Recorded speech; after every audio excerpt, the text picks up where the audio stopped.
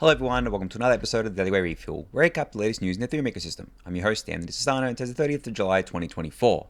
Alright everyone, let's get into it. So today is a special day. It is Ethereum's 9th birthday. Now I feel like I've done these birthday celebrations for Ethereum on the Refuel a couple of times at this point because I've been doing the Refuel since late 2020. So yeah, it would have been, this is the fourth time I'm doing this, fourth Ethereum birthday that I've been talking about on the Refuel, and wow, 9. Like, it doesn't feel like that long. It feels a lot longer, right? Because, I mean, you guys know I wasn't into Ethereum from the beginning. I was in since early 2017. By that point, Ethereum was already 2 years old, basically. Or almost 2 years old, which is kind of crazy that I got into it that early. It didn't seem early at the time. It seemed like I was very late to Ethereum at the time. But since then, obviously, it's been another 7 years, and now we're celebrating Ethereum's 9th birthday, but it feels like decades, right? It doesn't feel like just 9 years old. 9 years old is still very, very young, especially considering how far Ethereum has come and how far ETH as an asset has come. I mean, ETH is worth $400 billion, guys. That puts it at something like number 26 out of all of the assets in the world. Like, it's the 26th most valuable asset out of everything, like everything, stocks, bonds, other, precious metals, other kind of cryptos, obviously, except Bitcoin. Right, it is like 26, probably even the 25th now, because ETH price went up a little bit over the last couple of days. So it is an incredibly valuable asset, and the Ethereum network has processed an incredible amount of transactional activity over the last 9 years. A lot of that obviously happening over the last few years, and now we're on the cusp of obviously layer 2s really taking off. They've been taking off for quite a while, but it seems like things are definitely accelerating there, which would just bring more economic density to the Ethereum network and more usage to the Ethereum network generally. But as I said, it's easy to forget that Ethereum is only 9 years old, and there's still probably another, I would say, till the end of the decade of Ethereum development to go until Ethereum is in like the ideal place that we want it to be in. It's funny because I was discussing this with a couple of friends earlier, basically about how Ethereum's kind of, I guess, decade of building is really from 2020 to 2030. It's not so much from 2015 to 2020. I think 2015 to 2020 was like the experimentation phase of Ethereum, or like the hyper experimentation phase of Ethereum, or basically Ethereum finding its feet, right? Like, where do we want to go? What do we want to do here? Obviously, during that time, proof of stake was completely redone. Execution sharding was abandoned when we went towards the rollup centric roadmap. A lot of different things changed within Ethereum over those years. But then from 2020 onwards, with the publishing of Vitalik's roadmap, with the Beacon chain going live end of 2020, with ETH becoming an institutionalized asset and becoming such a big asset, Ethereum becoming such a big ecosystem with all the layer 2s coming online, we've really kind of come into our own. And I think from like 2020 to 2030 is going to be that decade of basically the golden era, as I've discussed it before on the Refuel, of Ethereum. And we're not even halfway through yet. We're only in 2024, 2030. I think that this will take us out to that. Because the layer 1 roadmap, obviously, as you guys know, is a very long-term roadmap. And there's a lot of changes on there that are going to take a while to kind of get out there into the network. I mean, Pectra is not going live until early next year, right? Early 2025. And that's the next Ethereum upgrade. But then we have so many more after that. And there's so many more things to come. And then, of course, on the layer 2 side, there's still a lot of work to be done. Most of them aren't decentralized today. They're working towards that. Most of them have issues that they need to iron out with regards to UX still, even though the UX is quite good for us crypto natives. Obviously it needs to be better for the non-crypto natives, right? The mass market appeal here. And we still need to just grow things generally. But really, I'm very happy with where Ethereum is right now in this kind of decade-long play that we're having here. Because if I think back to 2020 and the position Ethereum was in then, maybe at the start of 2020 to today, there has been a world of difference over the last 4 years, as I described some of them before. The Beacon chain launch, obviously DeFi summer happened in 2020, which really put DeFi to the forefront. We've had all the layer 2s and rollups and stuff go online. We had blobs get delivered, right? We had staking just grow into its own. We have restaking. There's just too many things to keep up with, right?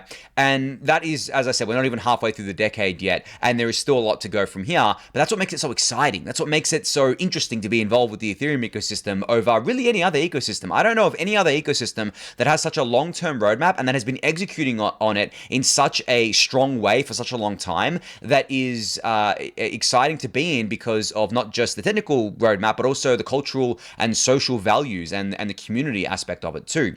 And I talk to people about this all the time, where essentially Ethereum's culture, Ethereum's kind of social layer is the strongest part of Ethereum, regardless of the tech, regardless of the economics, regardless of the value of ETH. The culture and the social layer are the strongest. And we have the strongest concentration of gigabrains, as we like to call them, within the Ethereum ecosystem, out of any ecosystem, really. And it's not enough just to be, I guess, like heads down in research and be like a super smart researcher, I guess, like coming up with all these novel ideas, but it needs to actually be implemented into the network. I think that's the main difference between something like Ethereum and a lot of these other layer ones out there that look more like science projects than an actual ecosystem. You know, I'm going to call some of them out, right? Cardano being the obvious first one here, Polkadot being another one. I think Avalanche even to an extent, right? They just feel like overfunded science projects where essentially they have all this money, they spend it all on research, and then when it comes to actually implementing things and growing a community and growing out their activity on their network, they completely fail at doing that. And for a bunch of different reasons, right? There's not just one reason why this happens, but Ethereum kind of strikes the Goldilocks zone where it's like it has a really strong research community. A lot of money goes into funding that research, but things are delivered out of it, both at layer 1 and layer 2s. And that's the most exciting thing, is that layer 1 research is in service of both the layer 1 of Ethereum, but also of the layer 2s. And then layer 2s are basically Ethereum's commercial arm, which essentially means that a lot of private funding goes into that, right? Like a lot of the research on the Ethereum layer 1 side is funded via the Ethereum Foundation and other entities. It's not really, and it's not done really for direct for profit. Whereas funding in the L2s, definitely done for direct for profit, right? They're buying equity, which can be converted into tokens later. That's the kind of funding model there. Obviously the VCs, angel investors, so on and so forth. But that's a good thing, I think. I don't think that's a bad thing that Ethereum's research arm has funding across basically every aspect of Ethereum, layer 1, layer 2, layer 3, or whatever it is there, and the different parts of all of that there. And as I said, Ethereum is only 9 guys, and we're already at this stage. I can't imagine what it's going to be like by the end of the decade. I really do think by the end of the decade, Ethereum is going to be so deeply ingrained into so much of the financial ecosystem or the existing financial system that we won't even realize it. We won't even realize where it is. We won't even realize we're using it a lot of the time, which is just crazy to me considering how close we are to it today. You know, we know when we're using Ethereum today, obviously for a bunch of different reasons. You know when you're using layer 1 Ethereum because the fees are relatively high. You know when you're using layer 2 Ethereum because normally you have to change the network in your wallet, right? Or be aware of the network that you're on in your wallet and what assets are there. None of that is going to be a consideration by 2030. I mean, probably even sooner than that, to be honest. Actually, definitely even sooner than that. None of that's going to be a consideration. It's not something you're going to need to think about. And that's the most amazing thing, I think, about all of this here. But enough of me ranting. I mean, it turned into a little bit of a bullish rant on Ethereum's birthday. You know, I may as well do that. And I did say to you guys that I'm going to keep, speaking of bullish rants, I'm going to keep all of the ETF stuff to the end of the week. I'm not going to talk about it day to day because I just feel like that's relatively pointless. But as I said, ETH is in a really strong place too as an asset. It is one of the most valuable assets in the world. Contrary to popular belief on crypto Twitter that ETH has been quote unquote underperforming, ETH has been performing amazingly. Like I don't know if I mentioned this on the refuel last week or in a previous episode, where if you actually look at like the top 50, top 100 of crypto assets, pretty much almost all of them are down like 80+%, whereas from all-time high. Whereas ETH is down only 30% from all-time high. ETH just got the ETF right. ETH is pretty much going to all-time high sooner rather than later. I know I've been saying that for a couple months now, but the summer lull kind of put a pause on that, but I do believe that it's going to be at all-time high sooner than people think. And then the other long tail of assets, they're just like, they've performed so horribly. So people really need to remember that ETH is a super strong asset, and it's not going to give you a 10x 100x anytime soon, right? Like, I mean, from here, for ETH to go to 30K, like my target for this cycle is 15 to 20K, as you guys know. I don't want to rant too long here, but as you guys know, that's my target. For ETH to go to 10x from here, 33K, let's say, that's not going to happen this cycle. Probably happen next cycle, but that might be another like 5 years out from here, right? So you're not going to get a 10x from ETH. You're definitely not going to get a 100x from ETH, but also you're not going to have the same risk. If you go into a random meme coin that just launched and you're hoping for a 10x or a 100x, the amount of risk you're taking on for that is astronomical. Whereas with ETH, it's a store of value. It is a long-term investment. It is a comfy hold. It is not something that's going to give you the outsized returns, like 10x or 100x, but it's also not going to give you that risk that's associated with it. So there's always a risk reward here, something that I think crypto Twitter definitely doesn't think about because they're all about we're going to go into meme coins and we're going to make so much money, it's going to be amazing, but they don't do that most of the time. But anyway, crypto Twitter is not a monolith, right? There's different kind of strokes for different folks here. But anyway, enough about that. I think that's going to be it for today on Ethereum's birthday. Moving on to some other stuff that I came across. So speaking of, I guess, like actually, this is related to what I was just talking about with regards to Ethereum's birthday. Vitalik is at EdCon right now, which is an Ethereum conference. And he had this slide that someone shared on Twitter of one of his talks where he basically gave the goal of the Ethereum verse in one sentence. And the sentence is, using the greater Ethereum verse should not feel like you're jumping between 34 blockchains. It should feel like you're using Ethereum. And then basically he says we want the 2015 era Ethereum-like experience with 2015 era fees, but with 2029 era UX quality and scale. So essentially what this means is that for those of you who are around from like 2015 to, I guess, like, honestly, it's probably 2015 and 2016. The fees were really, really low. The experience was quite good, actually. We had like 15-second block times. That was obviously too long, but the user experience wasn't that bad in terms of, I guess, like getting a transaction in, because it was very, very cheap, basically almost free, right? And then there wasn't much people using the network, but there also wasn't many things to do. So you want that kind of experience there. You want the 2015 like fees, but you want the 2029 era user experience quality and scale, and obviously everything that comes with that, all the apps and stuff that you want to use. So that speaks to what I was saying before about this decade-long roadmap that Ethereum has been on since 2020. That's going to get us to that point where essentially we have the holy grail of Ethereum, the reunification, or the unified Ethereum as I like to call it, but it's going to take time to get there. Ethereum doesn't take shortcuts. Ethereum doesn't want to just scale by throwing hardware at the chain. Ethereum wants to retain its most important properties, which are decentralization, censorship resistance, credible neutrality, all that jazz that I've spoken about before, while also scaling to the world. There's only really one path that we know of to do that without sacrificing those things, and that's the path that Ethereum has taken. As I said, yes, it's going to take longer than people would like it to take, but at the same time, once it's done, it's going to be amazing, guys. Like, I really do believe this, and I believe this for many years now. It already is quite amazing. I think the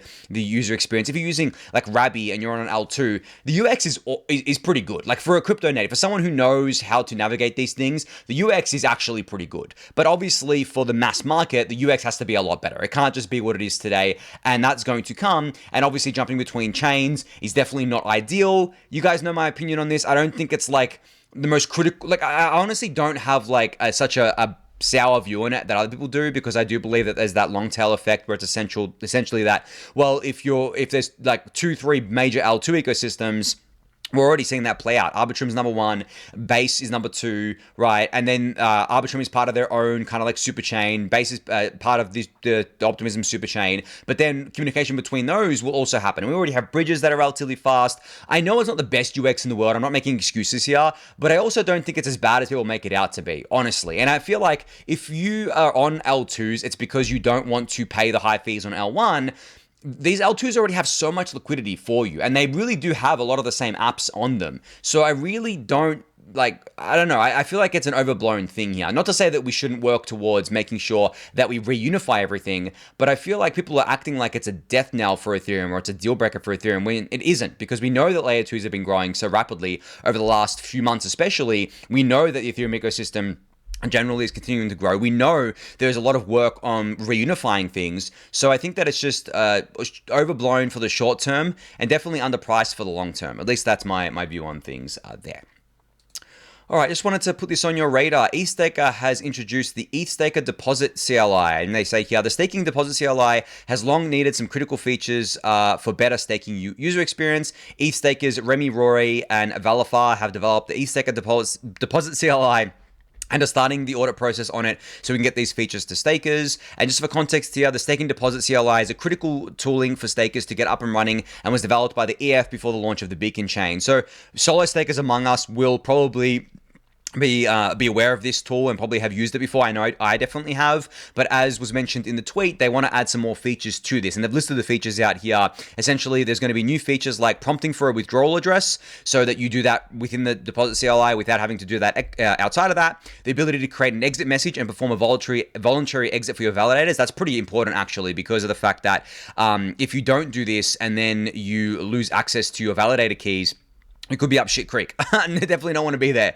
Warnings if the machine you're using is connected to a network, support for more recent operating systems and Python versions by default, better support for generating a large number of keys at once. So some much needed features coming to the staking deposit CLI here. So kudos to the ETH staking community and the Ethereum Foundation for working together on this, especially to a big shout out to Remy Roy and Valafar here. But you can go check this out for yourself. I'll link it in the YouTube description below for you to do so. All right, I wanted to have a little bit of a discussion around a tweet that I put out. I think this was yesterday, where I said, after all of these years, I still strongly believe that DeFi is the main value prop of blockchain technology. Everything else is a bonus that simply plugs into DeFi to either enhance it or benefit from it. The job's not done until all of global finance settles on crypto rails. I don't know why this is controversial to some people when finance, trade, payments, all the stuff that I would consider to be under the DeFi umbrella run the world, right? Or under the finance umbrella, it runs the world. Like, you can't do anything in the world without some kind of transaction taking place. Even in kind of underdeveloped or third world countries where the barter system is still in place for the majority of trade, that is still a form of a financial transaction in the bartering system. So when people say, oh, there's all these other use cases of blockchain that we should be paying attention to, why, they're going to be just as big as DeFi, I'm like, no, because DeFi literally plugs into everything. For example, let's look at something that is a financial product or non-financial app on Ethereum today. One of the biggest ones is ENS, right? ENS is not inherently financial because you can trade the ENS addresses, but the ENS address that you have is not a financial thing. You pay for it, obviously, and you buy it and you make sure it doesn't expire, but the actual use case of it is just to attach it. I mean, this is not the only use case, but the main use case is to attach it to your EOA or your smart contract wallet or whatever it is and have a human readable name there, right? But then the thing is that, as I just said, when you go to get an ENS, you're paying for it. That is a financial transaction that's taking place. That is, in my mind, maybe some people disagree with me, but that is part of DeFi there. If you're trading these ENS addresses, that is part of DeFi there. Even though it's an NFT and not a fungible token, it's still part of DeFi because you're trading it somewhere on some online marketplace, right? So as I said before, everything touches DeFi. And as I said in the tweet, it to either enhance it or benefit from it. And this kind of financial transactions and the financial system generally is what runs the world. Without a functional financial system and without a functional system like capitalism, for example, the economies and countries fall into turmoil, basically. I know that capitalism has a lot of issues, especially around wealth inequality and things trending towards monopolization over time. But it's better than a lot of the other systems that have been tried over the centuries, I guess, in human development, right? So capitalism is currently the best that we have. And there are different forms of capitalism, of course, but crypto systems, especially Ethereum with DeFi, they're hyper-capitalist systems, right? And you need only look at the MEV ecosystem to see how true this is, because the MEV ecosystem is the purest form of capitalism ever. It is pure profit maximization to the extent of, it's same what happens within TradFi, where the firms co-locate with the clearinghouse or with the settlement layer so that they can essentially get their orders in first. MEV is such a diverse field, right? And as I said, the purest form of capitalism that you can have. So given that, it's got to do with financial transactions. Given that there are transaction fees within crypto, financial transactions tend to price everything else out. But as I said, everything else tends to touch financial transactions. So there is this balance here that needs to be struck. But I have no doubt in my mind that for decades, centuries to come of Ethereum being a global settlement layer, the main use case will be DeFi. The vast majority of activity will happen within DeFi. Yes, there'll be other big things that happen. Yes, there'll be other big use cases, but all of that will just enhance DeFi, right? It's all just additive for DeFi. So DeFi really is that main value prop there. It is actually something that gets the most value out of a blockchain, out of decentralization, out of censorship resistance. Whereas I think a lot of the other use cases, especially things like gaming, they don't have to be on a blockchain, but they want to be on a blockchain. They want to be in crypto because they can plug into things like DeFi. That is basically the main draw here. So DeFi is the main draw. It is the main thing. It is the most valuable thing, and everything else plugs into it. If you disagree with me, feel free to sound off in the Discord channel or in the YouTube comments. I'm always happy to read those. I'm much more likely to reply in the Discord channel. So if you want to have a discussion there, let's have a discussion. But yeah, I think there's enough evidence and enough kind of I guess, like examples over the years of DeFi being the biggest thing and dominating, that there's not much of a debate to be had. I don't think you can debate that DeFi is the biggest, but maybe you want to debate me on the fact that you think something else will be bigger than DeFi and actually enhance DeFi instead of the other way around. We'll have to see, right? But anyway, enough on that. Little rant there. But yeah, I mean, this is all really bullish for Ethereum, by the way. Ethereum being like the world's global settlement layer is the most bullish thing for it. And I think that this is something that we should definitely be paying more attention to. DeFi seems to get forgotten as this old, boring thing, but it is the thing. Like, it is the thing more than anything else. So, yeah, anyway, enough about that. Moving on from there. So, speaking of L2s, I took a look at the L2 Beat website. Now, the L2 Beat website actually tracks a bunch of different things these days. It has evolved quite a bit. But in my screenshot here, I look at just the roll-up activity. So as you guys know, I tend to refer to things as roll-ups if they post all of their relevant bits like proofs and data to the same settlement layer, in this case, Ethereum L1.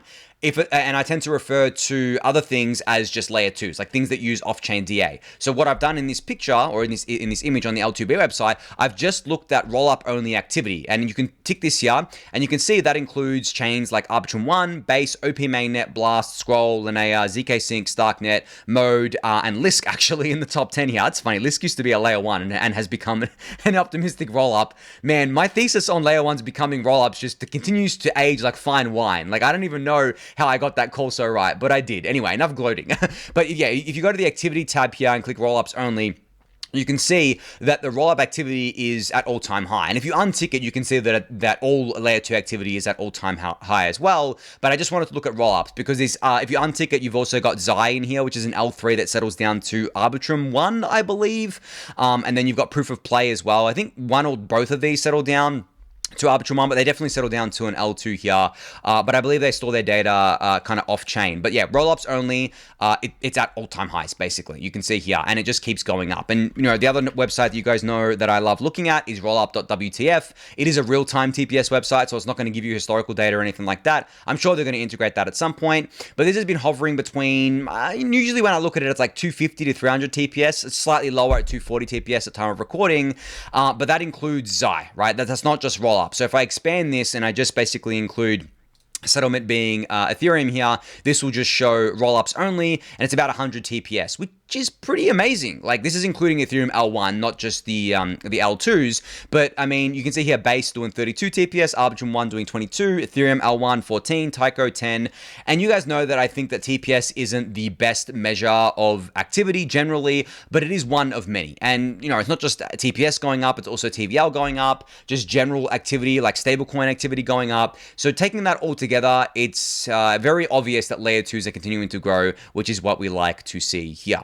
Now, staying on the layer 2 topic, I came across another dashboard today that's hosted on the Cosmos Station website. Now, don't let the name fool you. This is not about Cosmos. This is a website that tracks a bunch of different chains, and essentially it's a real-time monitoring dashboard for the, I guess, like liveness of different chains out there. So you can see basically it shows you blocks coming in per chain that they're tracking here, and each chain has different block times. So on Ethereum, we have 12-second slot block times. Cosmos, I believe it is, I actually don't know Cosmos' slot time. I'm just eyeing it here. I believe it's like 8 seconds or something. Optimism is coming in at every couple of seconds. Arbitrum 1's a bit faster. But really, what I wanted to show here, and the reason why I'm bringing this up, is because you can see, especially between the different L1s, so don't include the L2s in this, but between the different L1s, they have different block times, right? So Bitcoin has roughly 10-minute block times, Ethereum's at 12, Cosmos is at 8, go down to BNB, it's at like 4, I believe their times are here, or maybe 3 or something like that. Polygon, which is the POS sidechain, which is, I guess, like an L1, 2 seconds. Celestia, different times as well. And yeah, I mean, my point is, yeah, the L1s, they all have different block times. And the reason why I bring this up is because it's something that I've spoken about before, where essentially, because all the L1s have different block times, this is why bridging between different L1s is, one, very slow, and slower than L2s, and two, much more risky, because the risk of a reorg is much greater than it is for anywhere else, and you're always going to be, I guess, like at the mercy of the slowest chain. So, for example, if you wanted to bridge from Ethereum to Bitcoin or Bitcoin to Ethereum, you'd be at the mercy of the 10-minute Bitcoin blockchains, if you Bitcoin block times, if you could bridge there like natively. I mean, there are some bridges here and there, but essentially what you would have to wait for is a minimum of 10 minutes, or a minimum of one Bitcoin block. But ideally, you want to wait for more than that, just in case of a reorg. So ideally, at minimum, you want to wait probably 2. So you want to wait up to 20 minutes for that bridge there to make sure it's not reorged, and that is a huge risk. But also, what you have is an IOU. There's no escape hatch either here. You basically have an IOU. It's not like that. For example, if you bridge from Bitcoin to some L2, not some L2, to some other L1, and then the L1 goes offline or gets attacked or something, there is no escape hatch for you to get back to Bitcoin. You have to go through that bridge again, and it's a mess, because if that bridge gets hacked or if that bridge gets drained, essentially the IOU becomes worthless. It's just so messy. Whereas it's much cleaner when you have all these L2s that, even though they have different block times, they're all settling down to the same L1 on Ethereum. And with Ethereum, you still have to wait. Ideally, you want to wait for finality, which is like 13 minutes, but all the L2s do that. Like, it's all on equal footing. It's all on that 13-minute footing. But then Ethereum wants to do faster finality. So there's talk of obviously single slot finality, which would be like 12-second finality. But even if we got to like a couple minutes finality, that's still much, much better. And that's real finality on one settlement, like one L1. There's not relying on other L1s out there. You're only relying on Ethereum L1 here. So that's why I wanted to show this, because really the bridging between different L2s and the settlement of them is much stronger and much better than it is between different L1s here. And actually, they actually do track the different L1s. It's just up here where you can actually select the category. So I was just in the popular category, but if you go to the different L1s, you can see all different block times, right? I mean, obviously Bitcoin is the longest, but everything else is quite different too. And I'm actually going to see if I can have this dashboard up somewhere in my house, because this is just actually a really cool dashboard to monitor things. Hopefully, I don't know if they'll give you a way to create your own list here. Maybe they do, and I can't see it right now. But I would love to create my own list and just have, obviously, Ethereum and all the L2s here, just have a nice little dashboard running to see how things are going there. But anyway, I thought that I'd put that on your radar. You can go check that out if you haven't yet. All right, last up here, just a little bit of discussion around on-chain ETH movements. So as you guys know, people love to watch on-chain movements of ETH, of Bitcoin, and they love to attach stories to it. Now, there was a big movement the other day of 92,000 ETH, and it was moved by an address that had interacted with an Ethereum Foundation address before. Now, of course, people jumped to the conclusion that the Ethereum Foundation was about to dump 92,000 ETH on everyone. Now, initially, I saw this number and I was like, that's a peculiar number, because 92,000 is actually divisible by 32 into 2,875, which would basically be 2,875 validators if they wanted to stake this ETH. Now, I didn't know if it was the Ethereum Foundation or not, and then I saw that it wasn't, because someone, I think the block reached out to the Ethereum Foundation and said, no, this is not our address. Right. And then what ended up happening with this ETH is it was staked. It was staked, I believe, by Bitcoin Swiss or Swiss. I don't know how to actually, or Swiss. I don't know how to pronounce the name there, but it was staked by them. So this is the danger of just looking at the raw on-chain data, is that, like, it's not telling you anything. It's just telling you that some ETH moved somewhere. It doesn't tell you who actually owns that ETH. It doesn't tell you what's happening with that ETH. Even if the ETH is sent to an exchange, it doesn't mean it's getting sold. There's a number of reasons for people to send funds to a centralized exchange. You know, the Ethereum Foundation actually does it in order to distribute funds from the exchange, usually Kraken, to their employees as bonuses, so as to protect their privacy, essentially, right? So it's not just always getting sold.